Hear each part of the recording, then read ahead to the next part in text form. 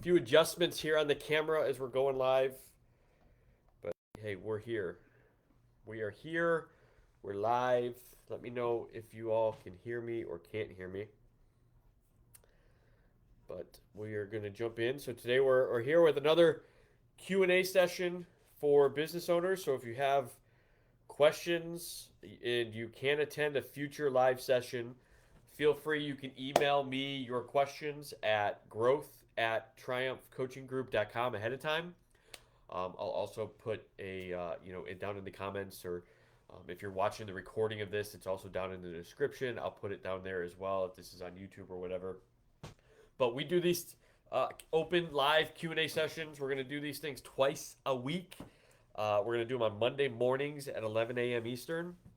And then we're going to do them, obviously, Thursdays at 3 p.m. Eastern. So if you're a business owner or you know somebody who's a business owner who may have questions that they want to ask a business coach, somebody with executive leadership experience and financial background and all that fun junk, and own my own small business and obviously run a small business now, tell them, share this video. We have these scheduled out for the next year, so the next 52 weeks.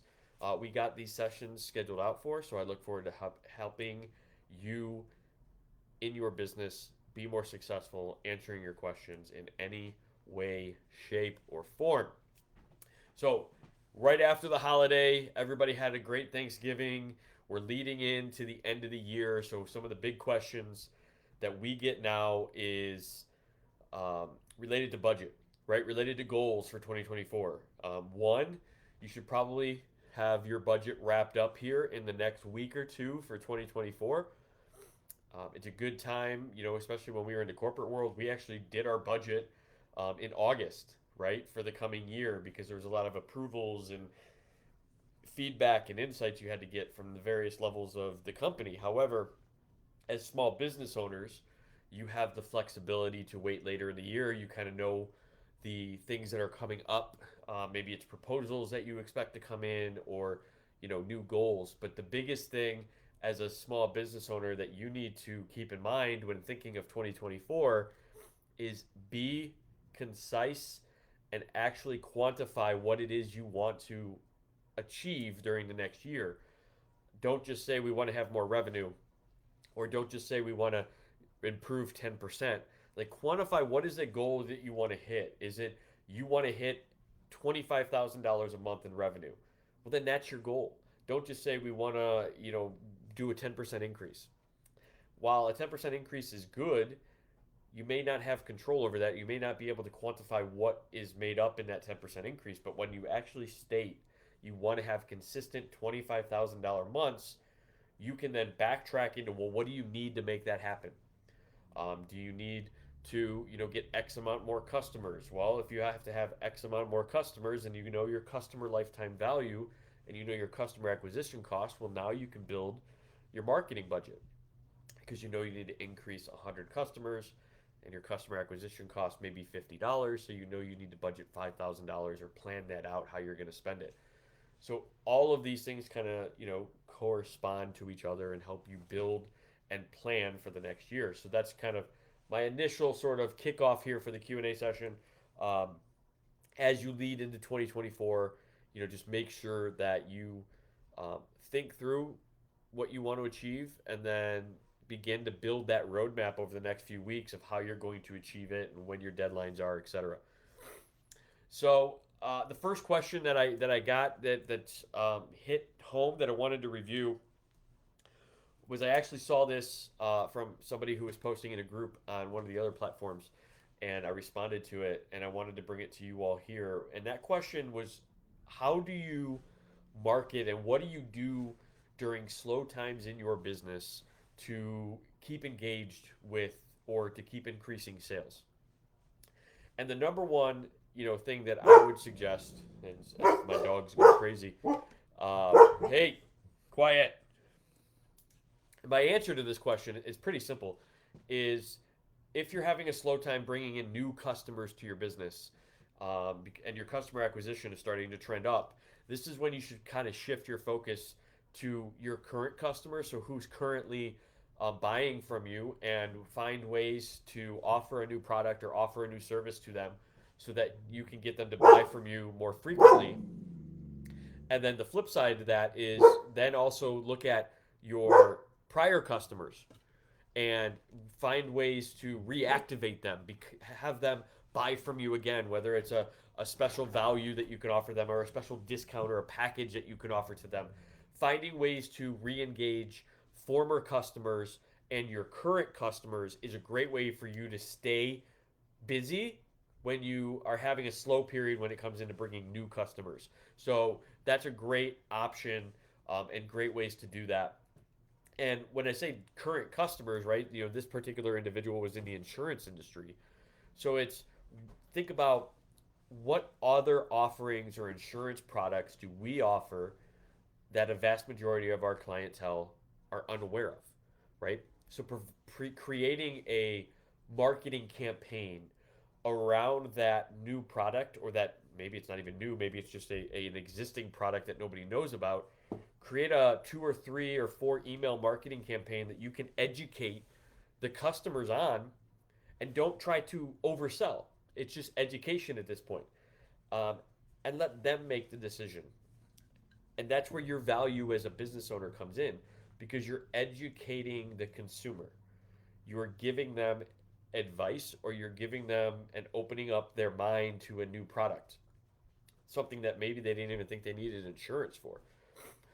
So getting that word out and sending it to them and creating a campaign is a great way for you to remonetize your current customers from you, so that way you can increase and stay busy in the slow periods, which is inevitable, right? As business owners, you are going to have great busy times, but you're also going to have slow times where you're wondering if this is what you want to do for the rest of your life, right? That's the headache, and that's why most people end up with no hair like me, right? So the best advice I heard the other day for this, and it's something that I unconsciously was doing, is that even when you're in good periods, so you're in busy periods, you as a planner, as a business owner, should be still thinking ahead and knowing that there's going to be a bad time that's going to come up. And how do you kind of pre-plan for that? How do you prepare for that bad time? And having strategies in place ahead of time is perfect. But on the flip side of that is, even if you're in a slow time, or you're in a time when you're wondering, am I ever going to get another customer? That's when you have to be focused on the good times and know that a good time is coming. Because in our lives, everything that we do, everything we're going through is only temporary. I've been saying this for years. You can go back and look back when I was in my 20s making vlogs. We always ended the statement with "it's only temporary," because whatever we're doing, whether it's layoff, or it's a tough time with your boss, or you're going through a relationship breakup, or you're going through a tough time in your business, all of that, while in the moment feels so drastic, feels like you're never going to get out of it, you're never going to overcome from it, is only temporary. That's the beauty of this thing that we call life, right? Is that as long as you keep making efforts and you keep moving forward, whatever you're going through is never going to last. As long as you're working to get away from that, right? But on the flip side of that, with success, right? If you become too complacent, you're not going to maintain that success, because the world's going to pass you by. So as a business owner, you have to make sure that you're continually doing new things and innovating your process and innovating your sales and your marketing, to make sure that you're top of your game. Because that's when, as long as you're doing those efforts and you're continually making yourself better than you were yesterday, today, that's all that matters. And in the end, everything's going to be temporary at that point. So that was my question on the marketing side. How do you stay kind of busy, or what's some strategies to increase sales when you're going through a slow period? Um, the next question I wanted to answer, and this one kind of goes along with the training that I do, and it's, what key metrics should small business owners be monitoring on a regular basis in order to ensure their success? So in the training that I do, if you're watching this, the recording, I'm going to put the link to register down in the comments. But I do this training, it's about 45, 60 minutes, and I talk about 6 key metrics that I believe you as small business owners should be monitoring on a regular basis. Now, in this video, I'm only going to give you 3, okay? So because I want you to attend the full training, get the full value, and we'll even go more in depth on the 3 that I'm going to give you. But the first one, right, is customer lifetime value. I actually just mentioned it earlier in this recording. How much is every new customer worth to your business?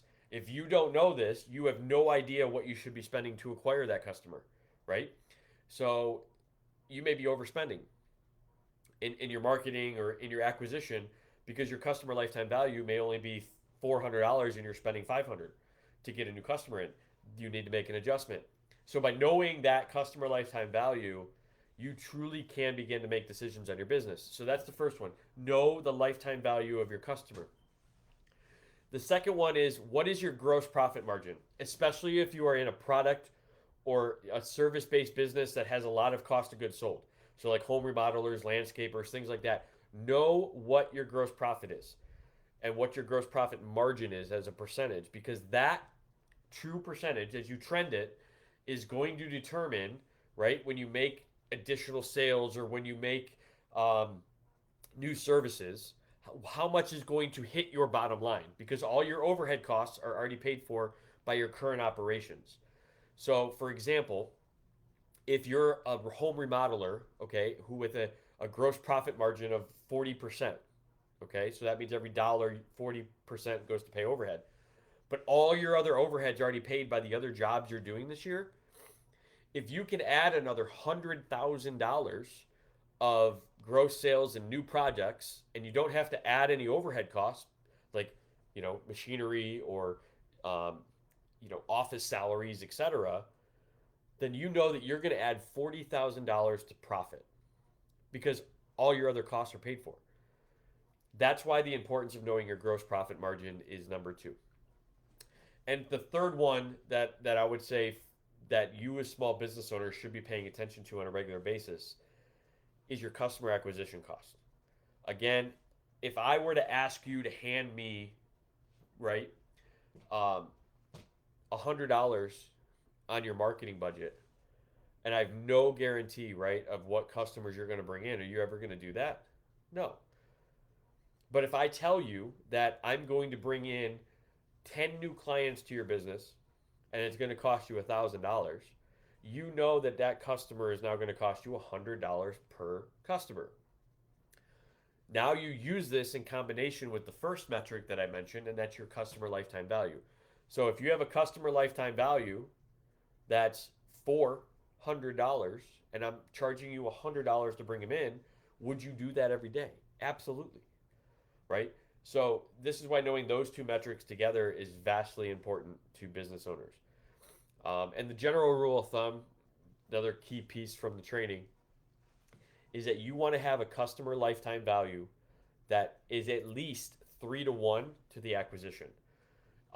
When you get higher than that, you're doing much better. If you're getting lower than that, you need to look at, why is my customer lifetime value too low, and how can I improve it? So how do you get them to buy from you longer? How do you increase the price that they're buying from you? And how do you increase the frequency? And then on the flip side is your customer acquisition too high, right? When you compare it to your industry, are you paying 500 when the industry average is paying 250? And how can you bring that down?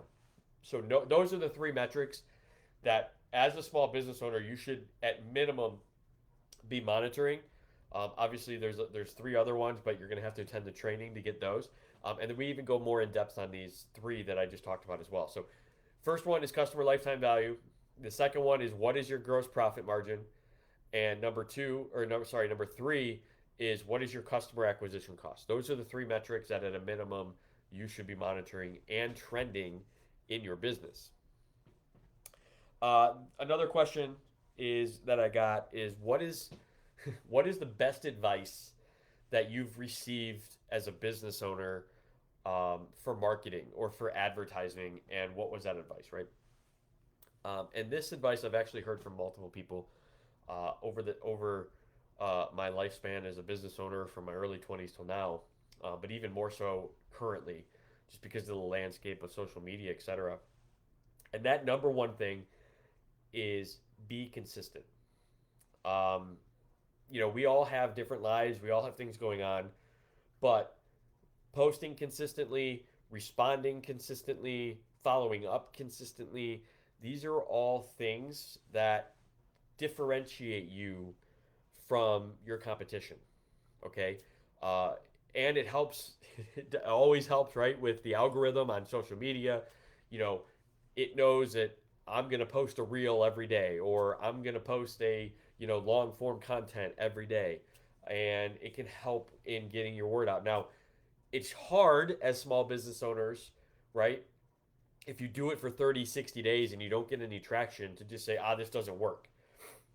But the biggest thing that I've gotten from, educating myself and through what successful people have stated on their videos or even through conversations I've had with them is that you have to do it for long periods of time.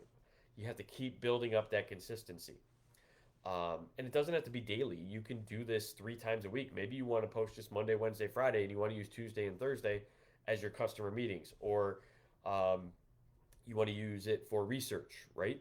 And here's the beauty of platforms and softwares that you can use is that you can schedule those. So maybe it's just your Monday day is your social media day, and you schedule out all your posts for the rest of the week on Monday. And then you use the rest of the days to just research and reach out and do customer leads, right? And follow ups, because that's the beauty of these platforms like, Be Savvy, that I use, right? Um, you can schedule those out ahead of time and have it post, right? On Wednesday or Thursday or Friday or Saturday, whatever day you want it to post, you can schedule all that. So spend the time one day a week and schedule out all your posts and do it as your social media day. However you want to do it. It's what really works best for you. You in the moment may be one of those people that just likes to post in the moment, but you have to make sure you have that in the moment every single time you need to post. And if that's not working, you have to find ways that really work for you and talk through it and figure out, maybe it's jotting down ideas ahead of time, or maybe it's, in the moment recording. And sometimes I do that. I record videos in the moment because I think of something and I know I don't want to miss it. So I'll record a video just for my reference, or I'll record a voice memo just for my reference that I can come back to, and then post the full video, right? And create the video. So whatever works for you and your comfortability is what is best, but be consistent with it.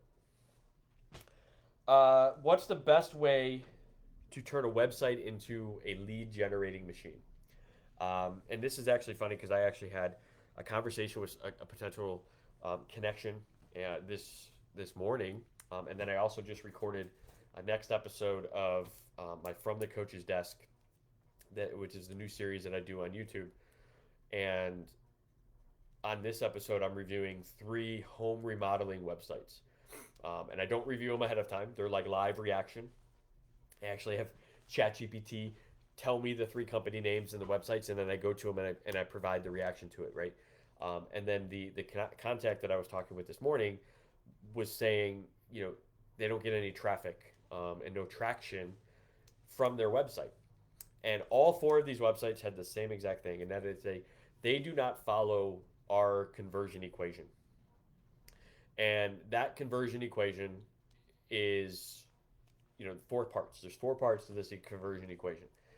The first one is create an interrupting statement for your website, for your landing page that hits the pain point of your potential client, your potential customer, which is why they're actually visiting your website, right? They have a pain in terms of home remodelers. Maybe it's they're sick and tired of looking at their dreaded bathroom, or they're sick and tired of looking at their kitchen. Create a pain point that, a statement that hits that pain point.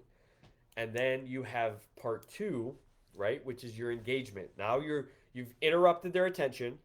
Now you want to engage them. So create a subheadline that talks about briefly the solution that you have, right, in your service or your product that you can provide to them. Okay. So that's part two. That's the engage. So now you're starting to engage your potential customer. Part three is the education piece. This is where you can talk about and create, for the home remodelers in the video, I talk about, we're heading into 2024. So maybe you create your top 10 new kitchen remodel ideas for 2024, right? Because 97% of people that come to your website are information gathering. They're along that buying journey, but they're not part of the 3% that are actually ready to buy now. So you want to nurture them over that buying period and don't miss the 97%. So this is where you can talk about the other suggestion I gave was one person talked about the benefits of doing a full home remodel, etc. And here's where you can make a video where you educate. You can educate the public on why they should consider remodeling their home versus selling their home and finding a bigger or better house. Okay. And the benefits of that, right? So maybe there's tax breaks, maybe there's increased value in the house, maybe you can have the ability to customize it instead of buying what somebody else already had and then redo it anyways when you make a new purchase. So creating that video is the third, right? Or that document. Excuse me. So you can either create a document or create a video series, etc. That in order to get access, you get to part four. Excuse me. Excuse me. Talking for 20 minutes straight apparently plays havoc on my throat. But which brings me to part four, the conversion equation, and that is the offer. So now you want to offer them the ability to gain access. And this is where you can ask them for their name, their email, and their phone number in response to providing this free educational material.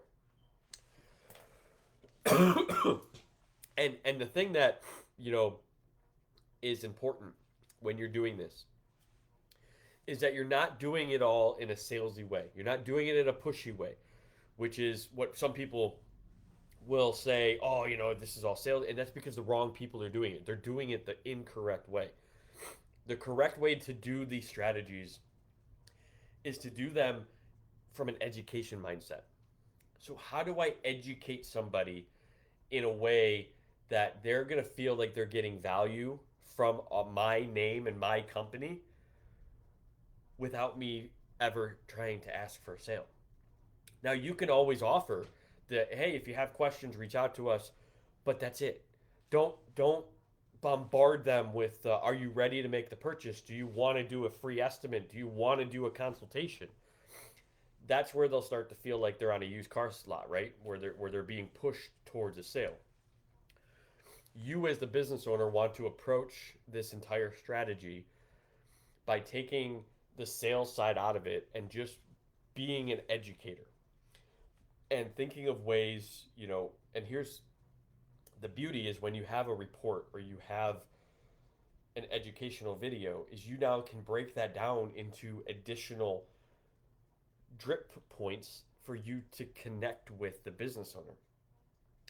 So if you offer a top 10 new kitchen remodel ideas for 2024, 15-20% of the people are going to look through the entire catalog and look through the entire report when they request it. But you as the business owner, when it comes to just this video, because this is the example that I just did, you can now break each one of those ideas down into an additional email and provide deeper insights as to why that is a top new strategy or a top new idea for 2024. And again, you're continually to get your name in front of them as they go through that buying process. Because in today's world, it takes anywhere from 5 to 12 to 15 points of connection before one, the buyer or your potential customer is reached that 3%, and two, for them to actually remember who your company is.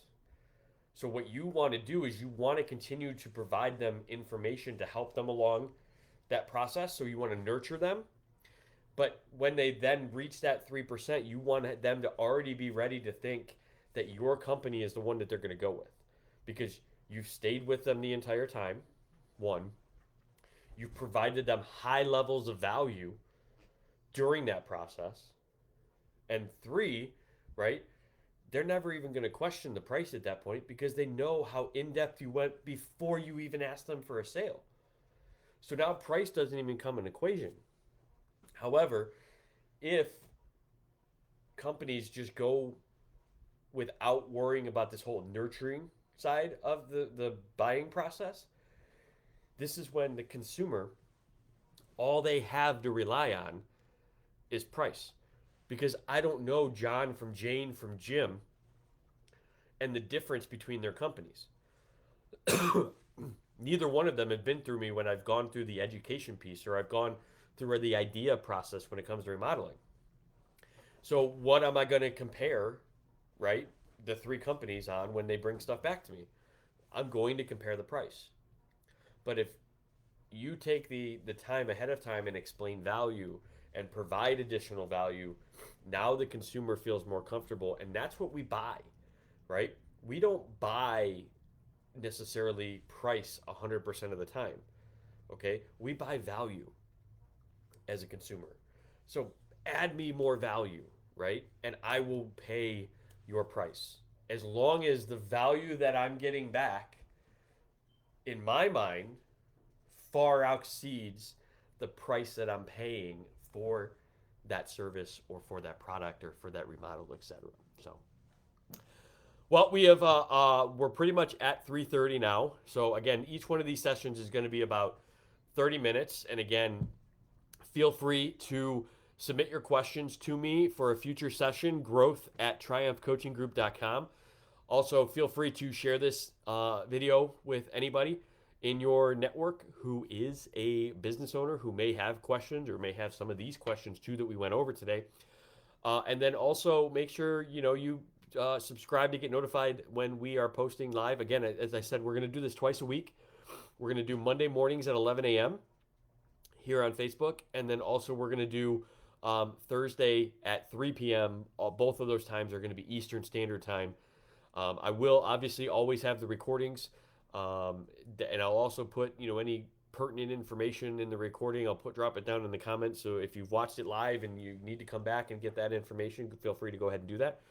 But until the next one, I hope everybody has a wonderful and amazing day. Remember, everything you're going through is only temporary. It will, change one way or another. Whether it's bad, it will be good again. And if it's good, it will, sometimes turn bad.